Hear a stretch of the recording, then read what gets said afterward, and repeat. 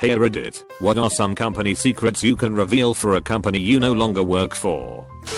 I worked at NASA as a contractor for 2 years. 90% of the computing hardware was very antiquated and out of date.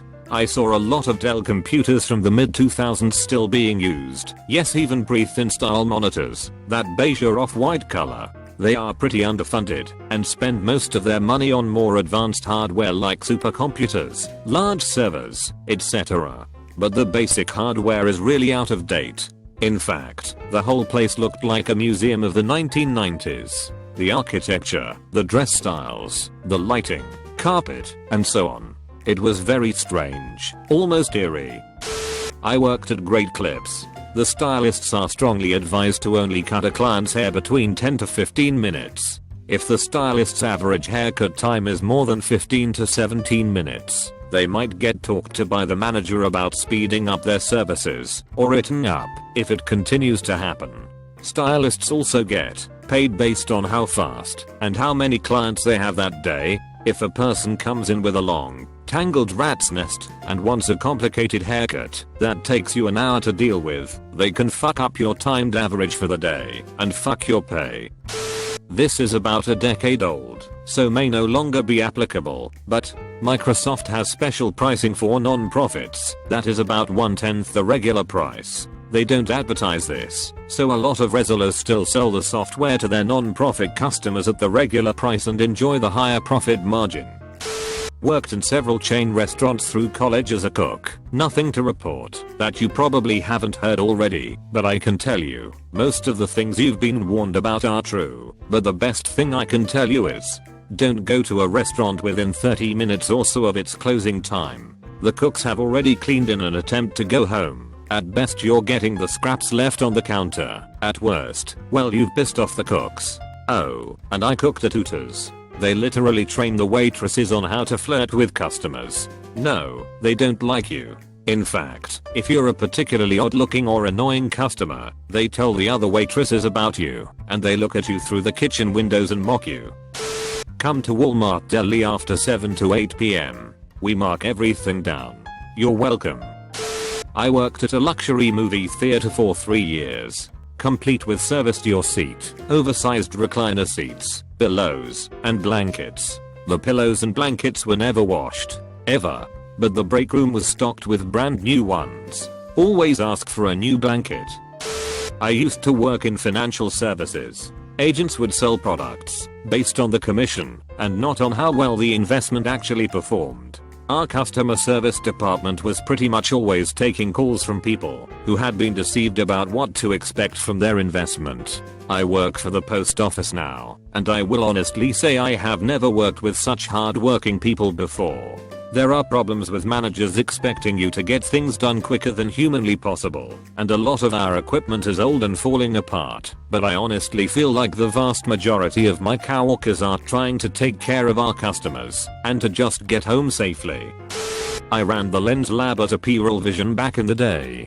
The most expensive frames we carried, the Armanus, cost us about $20 and cost you $400 to $600. The most expensive lenses, outside of real ophthalmic specialties, what we called MPROs, polycarbonate aspheric with anti-glare, anti-scratch, cost them less than $20 and cost you $400. So a $1,000 pair of Armani glasses with all the bells and whistles? It cost about $40. The lab guy who made it was making $12/HR. The lab itself, top of the line from Essilor, was about $250K, peanuts compared to the profit margin.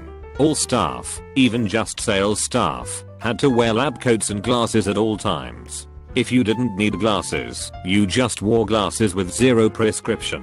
The company would provide you outright with an eye exam every year, and once per year with a pair of prescription glasses and prescription sunglasses, top of the line, as long as they were in style that year.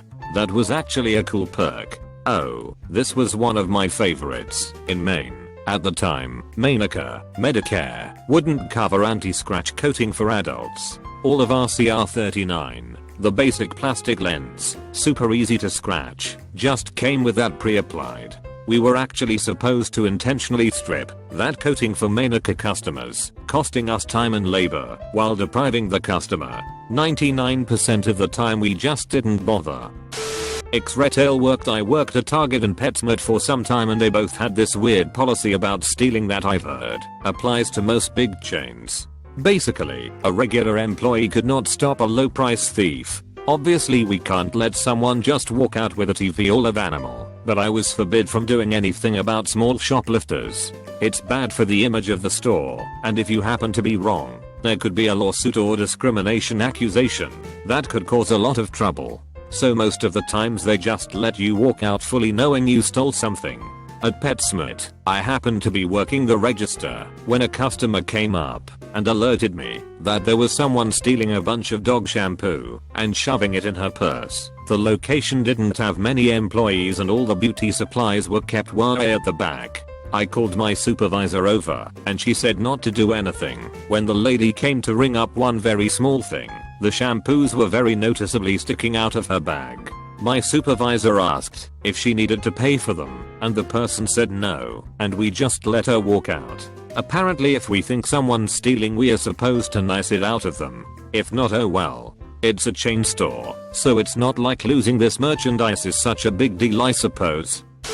Worked call center for Sprint Nextel. This was before smartphones, so tech support and customer support were relatively simple. Staff turnover was so high that you couldn't get fired, no matter how bad a CSR you were. If you turned up on time and sat at your desk the entire shift, no one gave a shit. Sometimes the exorbitant wait times were due to only having 2 people on shift for the entire network. Sometimes they were because CSRS would keep the line open after a customer disconnected to avoid taking another call. The security identification system means jack shit. If you've ever had an ex-stalker or anyone turn up where you live after thinking they couldn't possibly know, blame the lazy CSR who ignored the warning notes and security protocol and gave all your information away. When they say they are going to put you on hold, but there's no music, you're actually muted, and we can hear everything you say. Customer service, billing and tech support were all the same people. Tech support was a roulette of good knowledgeable people. We used to have access to customers' online accounts for tech support needs, but we could also see any texts or old school MMS messages. All calls are recorded. All of them. They're all stored for an indeterminate amount of time in case there's a legal need for it. Car insurance. Your credit score is a huge factor in determining your rates. People disproportionately think it's a speeding ticket in their driving history. Sure, it does. But if you wrote 2 identical policies for identical cars with 2 identical people in the same zip code, but a huge difference in credit score, you'd see completely disproportionate prices. Most agents don't talk about it, and in a bigger national companies, they'll likely automatically escalate the call to a specialist. Worked at PetSmart. I was actually told by a manager that it wasn't my responsibility as a goddamn pet care associate to tell people things like a plecto, an algae-eating fish that grows a foot, was inappropriate for a 10-gal tank. I don't know if it was that particular PetSmart or if they are all like that, but they definitely prioritized profit margin over animal welfare. You have people like me who actually give a shit, but it's just a few of us against a tidal wave of ignorance and straight up negligent malice. I'd be curious what other PetSmart workers have experienced. Please chime in. Throw away for legal reasons. I'm a former senior executive at Reckitt Benckiser, also known as RB. This is a company that owns global brands such as Vanish, Mucinex, Strepsils, Durex, Skull, and many more. Household goods and health products. First secret. RB was created from the merger of Reckitt and Coleman and Benckiser. The latter was a chemical company that made its money from selling gas to the Nazis. Some companies have admitted their part in doing this, such as BASF and Bayer, but RB has been able to bury this successfully for many years. Second secret. RB used to have a pharma division in the US that was behind an own drug, Suboxone/Subutex. These are drugs for people who are hooked to opiates. They essentially managed to convert addicts from opiates into addicts to Suboxone. All done legally, but knowing internally that they were creating more damage to consumers than the damage opiates would cause. This part of the business was spinned off few years ago into its own company. Third secret. RB has products that do nothing. In Europe, they sell all sort of products that have wide marketing claims which are entirely bullshit. Some of these products include brands such as Finish, Durex, and Calgon. Fourth secret. RB is part owned by the elusive Reinman family. These are a couple of very private brothers who inherited a large share ownership into RB. Very little can be found about them, but the leadership team knew not to fuck with them. They had full control over the previous CEO and owned the former chairman of the board. Reckitt Benckiser is one big marketing scam after the next. They consider themselves a fast-moving consumers goods company. This means, to move fast, every year tons of new products would come to shelves. Literally same dog with different collar, new pack, new marketing gimmicks, and new TV campaigns. Lastly, biggest secret of all. This is a company that has been defrauding shareholders, investors and also fooling analysts thanks to constantly reshaping its business. If a particular area or region wouldn't have the expected results, the business would transform to maybe say Europe and North America are counted as one big region. This makes it impossible for analysts to compare like for like results, because over the last 10 years, they've restructured the business every single year consistently to fool everyone. Being a butcher, I found out that a lot of things you're told to do goes against food hygiene. Bit of meat fell on the floor. Pick it up and give it a wash. Meat hit that point, it can't be in the window. Mince it. Chicken will go bad tomorrow. Kebab it. Just after Christmas we had a load of extra bacon that we didn't sell and was taking ages to go. It got to the point where the bacon was sticky and started growing mold/fur. I was told to scrape off the mold/fur and put it in the window for display. The joints and the sausages were hung up with rusted hooks and put me way off. The butcher's got top cleanliness ratings for some reason. I worked at an independent gym, but at most gyms the sign-up special is only there to mark up the perceived value of the membership. It's to convince you to buy into it with the idea that you're getting a special discount. The reality is that the original price doesn't actually exist, and the deal or discount you get doesn't actually expire. It's just the standard membership rates that everybody is paying.